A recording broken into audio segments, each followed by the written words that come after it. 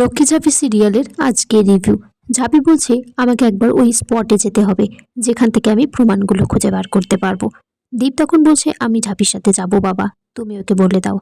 তখন দীপের মা বলছে দীপকে যে ওরা ফেসেছে, তুই এর মধ্যে ঢুকিস না বাবান।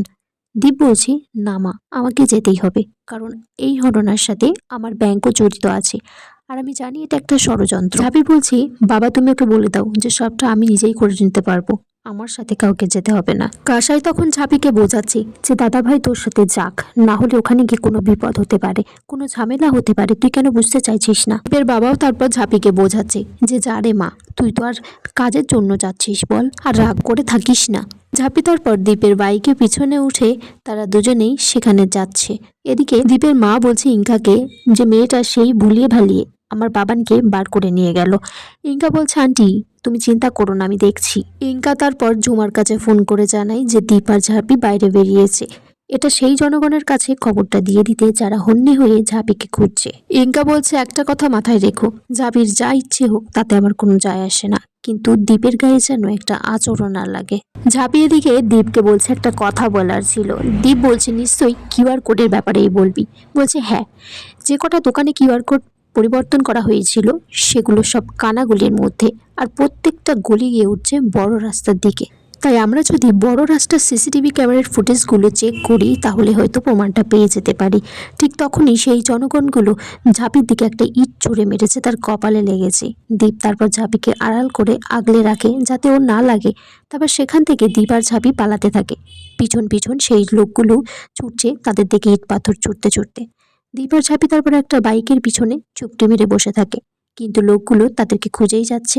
ঝাঁপি মনে মনে বলছে মা ছাড়া লক্ষ্মী, কিছু একটা বুদ্ধি দাও, এখান থেকে তো পালাতে হবে, আর লোকগুলো অনেকটা রেগে আছে, আমার তো একটা কথা বলার পর্যন্ত সুযোগ নেই এখানে। দীপ তারপর বাইকে উঠে সেখান থেকে বলছে যে এই এরিয়া থেকে আমাদেরকে চলে যেতে হবে, কিন্তু লোকগুলো পিছনে তাকিয়ে দেখে ওরা সেখানেই আছে, বাইকে বসে আছে। তখন একটা বড় ইট নিয়ে দীপের দিকে মারতে গেলে ঝাঁপি তারপর উল্টে সেই ইটটা তাদের দিকে ধরলে তারা সেখান থেকে সরে যায়। সেই সুযোগে ঝাঁপি আর দীপ সেখান থেকে চলে আসে একটা ওষুধের দোকানে।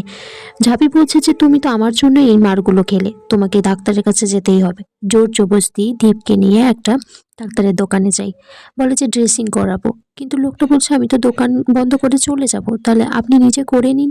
ঝাঁপি তারপর নিচে হাতে দীপের পিঠে ওষুধ লাগিয়ে দিচ্ছে। ঠিক সেই সময় দীপের সেই কথাগুলো মনে পড়ে যায় যেগুলো ঝাঁপি তার সাথে ব্যবহার করেছিল ছদ্মবেশে। তখন দীপ বলছে থাক, আমাকে আর মলম লাগাতে হবে না, আমাদেরকে এক্ষুনি শ্রাবন্তী ম্যাডামের কাছে যেতে হবে।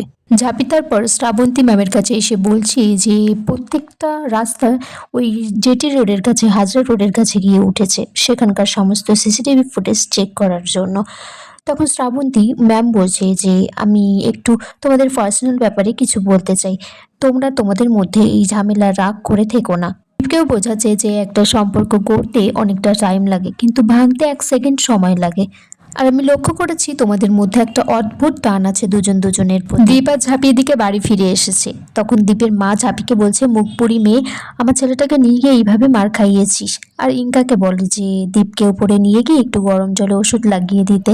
ইঙ্কা তারপর দীপকে ওষুধ লাগাতে গেলে দীপ বলছে যে ইঙ্কা তুমি এটা করো না, আমার আর ঝাঁপির মধ্যে মানছি দূরত্ব তৈরি হয়েছে, কিন্তু সেই শূন্যস্থান তুমি পূরণ করতে চেয়েও না। ঝাঁপির বোন তারপর সেই ঘরে এসে বলে যে দীপ তা একবার নিচে চলো, ওই শ্রাবন্তী ম্যাম সিসিটিভি ফুটেজ নিয়ে এসেছে। ইঙ্কা তারপর বলছে কোন সিসিটিভি ফুটেজ? সবাই নিচে আসলে সিসিটিভি ফুটেজটা চেক করা হয় সেই হাজরা রোডের। সেখানে দেখা যায় একজন মেয়ে সামনে মুখে একটা ব্যানার নিয়ে লুকিয়ে লুকিয়ে যায়। এখন ঝাঁপি বলছে যে কেউ যদি কোনো কিছু নাই করবে তাহলে মুখ ঢেকে কেউ রাস্তা দিয়ে এইভাবে হাঁটা চলা করতে পারে না। ঝাঁপি তখন বলছে আমি একটা কথা ভাবছি, কিউআর কোডটা যখন পরিবর্তন করেছে বাবার ফোনটা দরকার পড়েছে, বাবার ফোনটা হাতে পেল কি করে? ঝাঁপির বোন বলছে যে আমাদের বাড়িতে 2 দিন আগে কাজের মহিলাটা পরিবর্তন হয়েছে, সুবলা দিদা এসেছে। ঝাঁপি তখন বলছে যে এই সুবলা দিদাই সেই মানুষটি যে হচ্ছে সিসিটিভি ফুটেজে মুখটা ঢেকে কিউআর কোডগুলো পরিবর্তন করেছে। ঝাঁপির বোন বলছে হ্যাঁ, রেশন দোকান, সুবলা দিদা বলেছিল শুক্রবারে রেশন দোকান যাবে। ঝাঁপিরা তারপর সবাই সেই রেশন দোকানের দিকে গিয়ে দেখে সেখানে ওড়না মাথায় দিয়ে ঝুমা রয়েছে। এইভাবেই তারা ঝুমাকে খুঁজে পেয়ে যায়। ঝাঁপিও বলছে আমি পেয়ে গেছি অপরাধীকে। তারপর ঝুমার ওড়নাটা সরিয়ে দিয়ে ঝুমাকে একটা থাপ্পড় মারে। ঝুমা বলছে কি তুমি এখানে কি করছো? ঝাঁপি বলছে আজ তোর খেলা শেষ ঝুমা। এখানেই আজকের পর্ব শেষ হয়ে যায় বন্ধুরা। তোমরা কমেন্টস করে জানিও কেমন লেগেছে আজকের পর্বটা।